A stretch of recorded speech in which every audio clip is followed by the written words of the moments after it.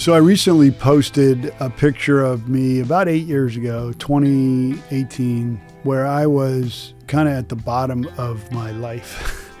I was 45 pounds heavier than I am now, eating too much, drinking too much, basically pessimistic, negative, going through a really, really tough divorce. My older kids had been alienated by their mom. I was fighting with a lot of people, just in a bad place. And then how did I pull myself out of that? And I have learned through that process the tips, the tricks, the techniques, the secrets to success. And I understand that that is choosing to follow discipline rather than motivation. Now, it's a gift because I can recognize that when I see it in other people. And when they've come through it, I recognize, because I've come through it, what it took in terms of not waiting on motivation, but relying on discipline. Not waiting on an epiphany or an overnight success, but understanding that success is a process of choices over a relatively long period of time.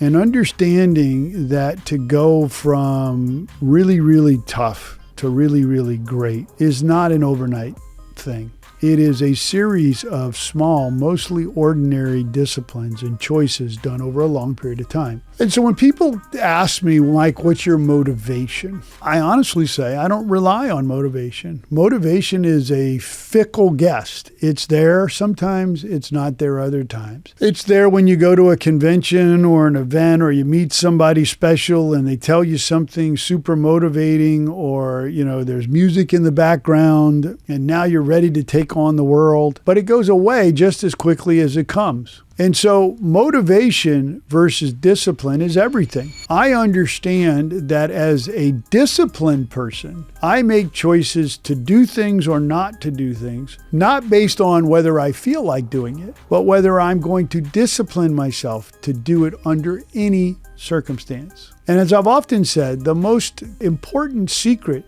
to success is to consistently do things that I don't feel like doing. And so I have set up in my life, and I really kind of learned a lot of these techniques and reinforced these techniques back 8-9 years ago when I finally hit rock bottom and I did my reading and my research and my journaling and my contemplation and my analysis to try to figure out how to turn my life around.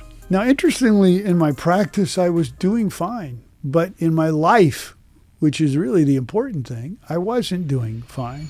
And I started with a few things. And I tell this to my law students that I am an adjunct professor at a local law school here. And one of the first things that they asked me in my advanced litigation skills on the first day is, how do you become a billionaire and become a trial lawyer extraordinaire? And I say, honestly, well, first thing you gotta do is make your bed every morning and take a cold shower every morning.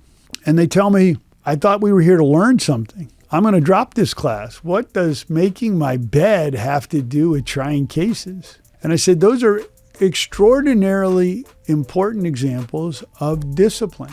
You're doing things of organizing and committing to making your bed every morning, not because you're motivated for someone to see your clean room or for you to show off, but because you have decided on a discipline that will help organize your mind. And when you organize your space and you commit to something and accomplish it day in and day out, whether you feel good, bad, or otherwise, that will lead you to doing other things that are required to have discipline, that lead you to being disciplined in the things that needed to be a great trial lawyer, to read depots, to make choices about risk. And if you can't make your bed every morning, no matter how you feel, how in 10 years are you going to try a month-long case against the biggest law firms in the world?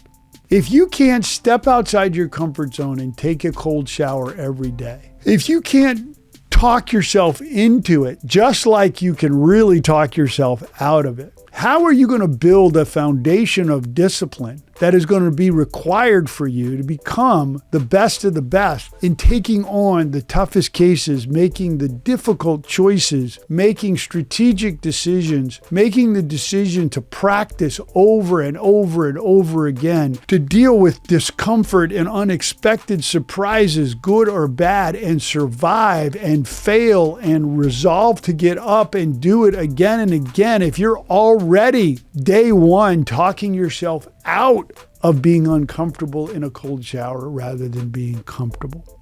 I still do cold showers every single day, and to my great delight, I still hate them. Because if I liked eating sardines, I may not do it, but I hate it. I don't like it. But I know that not only is there a health benefit, I know that me doing something and choosing the discipline of being uncomfortable in eating sardines or taking a cold shower, of laying on a spiked mat, of practicing my Spanish every single day, of journaling and of making myself write a list of positive things and grateful things, and writing down a list of mantras about remembering to sit up and smile and be positive and understand that obstacles are the way to move forward, not in the way. That if I can say yes and then ask what's the question, I will open myself up to more possibilities and more opportunities. If I know that I say yes more than I say no, I'm increasing the likelihood of me failing. And I know that if I can fail and survive, then I'm more likely to take more opportunities and say yes, because I realize that I miss 100% of the shots I don't take. And I also know that this is a requirement of me every day, day in. One or a couple of days you can fall off the truck as long as you get back on. Don't overpressure yourself that if you miss and it's not 1,000 days in a row that you've failed. No, but 98% of the time I make these choices on a daily basis. And I realize that if I look at it a week from now, I may not see that big of a difference. If I look at it a month from now, because I'm doing it, I may not see a difference. But when I see somebody new, they go, what are you doing? Oh man, how are you getting all this done? I do it for 6 months. Again, each day may not seem like much. It's a 1% increase. But 6 months, you start to separate. A year, 5 years.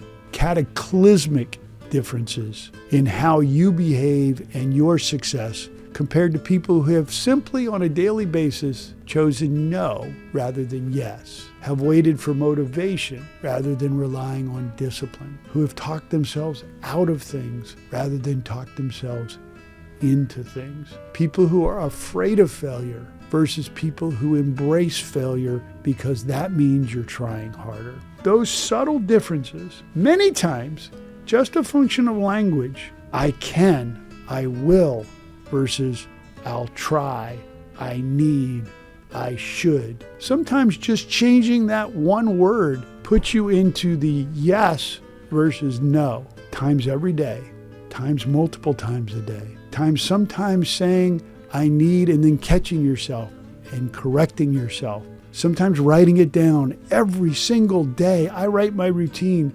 every single day. Do you think after 4,000 days in a row that I could remember these? Yeah, probably. But I make myself write it because it's more likely that I do it again and again. Now, Mike, aren't you a slave to your routines?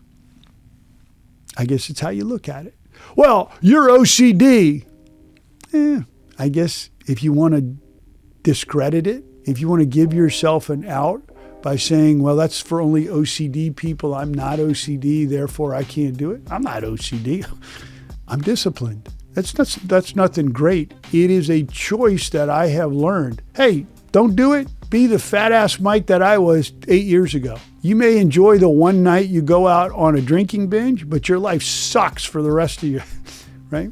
I have made choices. Now, that also requires that sometimes I slip out of a party and go home and go to bed, and people go out and have a great time. But I'm up again at 4 working out. My job is not to make any comments on anybody else's choices. My job is to make choices that work for me. But I have learned if I'm going to the moon and we're both starting here, and I've got to make daily adjustments to get to the moon. Maybe the first couple of days, we're still pretty close. Over a month, 6 months, very quickly, in small increments, you can get way off course. Now, if anybody wants to know this stuff, I've posted my routines on my social media. Reach out to me. I'm happy to send it to you. I'm happy to talk about it because it is the elixir of enjoying and being content in your life. Not incrementally while you're eating sardines that you're happy, that you're content, but the results over time create an environment where you're saying yes to opportunities. And for every 10 yeses that you would have said no to, maybe 1 or 2 fail completely. Maybe 6 or 7 or 8 are about what you thought. No big deal, not terrible, not great. But 1 out of 10 is amazing, unexpected.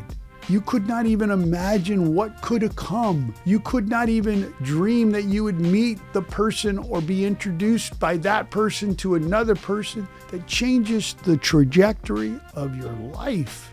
Now do it 100 times. Do it 1,000 times. Yes! Now what's the question? Obstacles? Great!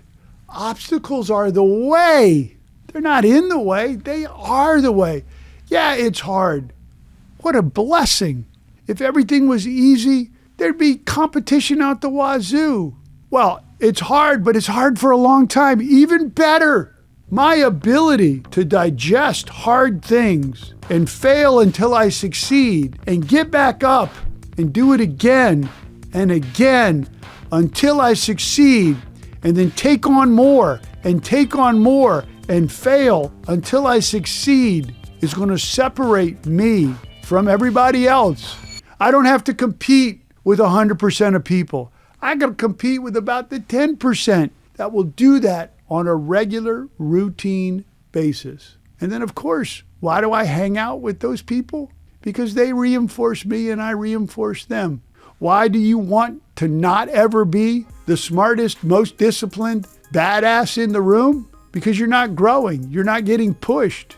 You're not being challenged. And that kind of example leads me to make better choices, to be more disciplined. Now, I can kind of hear what some people are saying. Well, yeah, that's only if you're nuts. That's only if you're like sadomasochistic. And there's a part of me that if I don't do these things, I don't spin out of control, but I notice I'm depressed or I'm anxious or I'm unfocused. And I have learned the techniques to recognize when I'm that way. And I come back to, why am I unfocused? Why am I anxious? Could be because I haven't organized my surroundings or I haven't worked out. Maybe going for a walk pulls me back into the right space. This is not weirdness. This is adjustment. And I used to adjust by having a drink or eating a donut like a lot of people do. And I realized that just like the positive things compound, negative things compound. If you want to talk about this, I love it because it's made such a difference in my life, in my family's life. If I had not done this when I did and had built who I had become and are becoming always, I never would have attracted a woman like Gina. I never would have had these beautiful bonus daughters because I never would have had my 2 little beautiful boys. I never would have had the entire extended family, my mother-in-law, my sister-in-law, and her family. I never would have had an opportunity to have my new family meet my existing family and that beautiful collaboration. And that opportunity and those gifts came about because I made small incremental changes in my life. And I took the time and had the time to make those changes over time to then build into something that has given me such joy and blessings beyond I could ever imagine. So if you want to talk about this, we're going to talk about this at the AlderTalk Summit on May 1 and May 2. This is the secret. It's hard, thank God. It's difficult, thank God. It requires discipline every day, thank God. You can do this too. If you want, reach out. My info's in the bio or the video description. We'll do it together. Come on now.